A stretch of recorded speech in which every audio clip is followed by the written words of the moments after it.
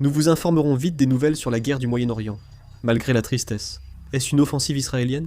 Le chef de l'armée israélienne a déclaré que l'offensive américano-israélienne contre l'Iran entrait dans une nouvelle phase, affaiblissant davantage le régime et sa puissance militaire.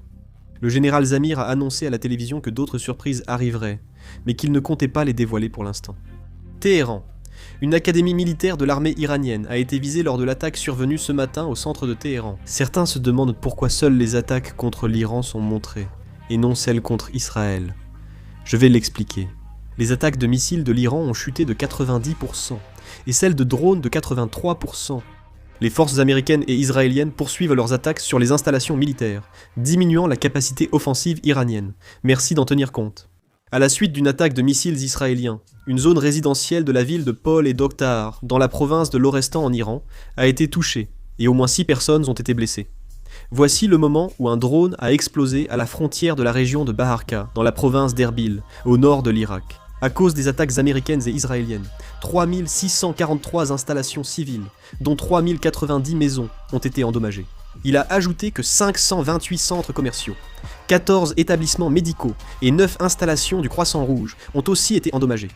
L'armée israélienne a frappé le Hezbollah dans le quartier de l'église à Beyrouth. Le Hezbollah a répliqué en ciblant des véhicules israéliens près de Khiam, au sud du Liban. Lors de la 4e réunion en Iran, l'Assemblée des experts a décidé de renforcer la puissance militaire et d'élaborer un plan pour élire le prochain dirigeant. Le Centre d'études stratégiques et internationales indique qu'en 100 heures de guerre entre les États-Unis et l'Iran, les coûts ont atteint 3,7 milliards de dollars, soit 891,4 millions par jour. Le président américain Donald Trump et le secrétaire à la défense Pete Hegseth ont tous deux déclaré que la guerre pourrait durer plusieurs semaines. Un think tank de Washington DC a indiqué que le ministère de la Défense aurait besoin de plus de fonds que le budget actuel pour financer la guerre. Kang Hoon-sik, chef de cabinet du président, a annoncé qu'après consultation avec les Émirats arabes unis, un vol commercial est parti tard le 5 et que l'importation d'urgence de plus de 6 millions de barils de pétrole brut a été confirmée. En revanche, les Émirats arabes unis ont demandé s'il était possible de livrer les systèmes Cheonggung plus rapidement. C'est pourquoi il a été décidé de fournir les Cheonggung aux Émirats aussi rapidement que possible.